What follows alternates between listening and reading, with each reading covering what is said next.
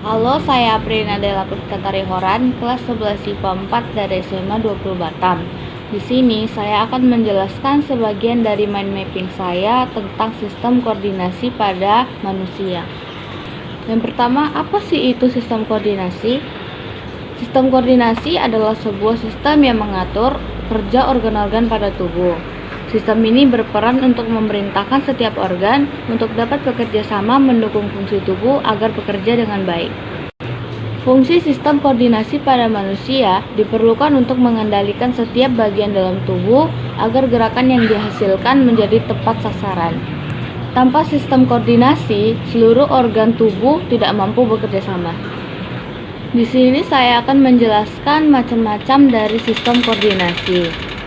Yang pertama ada sistem saraf. Sistem koordinasi saraf adalah organ yang terdiri dari sel-sel neuron dan sel-sel pendukungnya. Sel saraf bekerja menggunakan perbedaan potensial listrik untuk mentransmisikan sinyal dari suatu tempat ke tempat lainnya. Sistem saraf terbagi menjadi tiga. Yang pertama sistem saraf pusat, yang kedua sistem saraf dibagi menjadi tiga. Yang pertama sistem saraf pusat, yang kedua sistem saraf tepi, dan yang terakhir sel saraf. Yang pertama saya akan membahas sistem saraf pusat. Sistem saraf ini menjadi pusat segala koordinasi dan regulasi organ-organ dalam tubuh. Sistem saraf pusat terhubung dengan otak dan saraf sumsum tulang belakang. Otak memiliki beragam fungsi penting dalam sistem koordinasi manusia. Yang kedua, saya akan membahas sel saraf. Semua sistem koordinasi saraf tersebut tidak akan berfungsi tanpa adanya sel saraf. Sel saraf atau biasa disebut neuron, merupakan satuan kerja utama dari sistem koordinasi saraf. Mekanisme kerja sistem saraf dalam menghantarkan input saraf adalah kerja hasil dari neuron ini. Sel saraf juga memungkinkan kamu dapat untuk merasakan berbagai rangsang dari panca indera.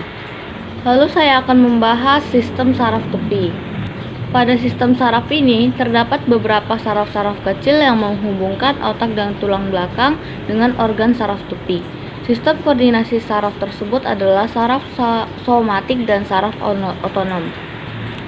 Lalu saya akan membahas alat indera. Jenis sistem koordinasi pada manusia lainnya adalah alat indera. Sistem ini terdiri dari indera penglihatan, indera pendengaran, dan indera perasa. Masing-masing indera memiliki fungsi yang berbeda-beda. Di dalam organ indera terdapat ujung saraf yang sangat peka terhadap rangsangan yang disebut reseptor. Alat indera ini merupakan bagian dari sistem koordinasi pada manusia yang berfungsi untuk menerima rangsangan dari luar. Reseptor kemudian meneruskan informasi tersebut ke otak. Lalu saya akan membahas sistem endokrin. Sistem endokrin di dalam tubuh manusia bertugas untuk mengatur kerja hormon-hormon yang diproduksi oleh tubuh. Misalnya mengatur jumlah cairan tubuh, kecepatan pernapasan, suhu tubuh, siklus menstruasi pada wanita, hingga mengatur perasaan atau mood kita. Endokrin mengandung hormon yang dihasilkan dari organ bernama kelenjar. Nah, hormon yang dihasilkan pada endokrin akan disalurkan ke bagian organ tubuh lain menjadi tujuannya lewat sirkulasi darah kita. Kerja sistem endokrin di bawah perintah saraf dan memiliki sistem inilah yang menentukan kapan kelenjar harus memproduksi hormon dan kapan melepaskannya. Proses kerja pada sistem endokrin cenderung lebih lambat dalam mengatur aktivitas yang terjadi pada tubuh kita. Lalu di sini saya akan membahas pengaruh nafza terhadap sistem koordinasi. Pertama, apa sih itu nafza? Nafza bahan atau obat yang bila masuk ke dalam tubuh manusia akan mempengaruhi tubuh, terutama otak. Pertama, apa sih itu nafza? Nafza adalah obat yang bila masuk ke dalam tubuh manusia akan mempengaruhi tubuh, terutama otak. Jenis-jenis nafza terdiri dari morfin, LSD, heroin, ganja, kokain, dan opium. Apa sih dampak pada penggunaan nafza? Dampak dari penggunaan nafza adalah gangguan saraf sensorik. Bagaimana kiat-kiat menghindari penggunaan nafza atau narkoba?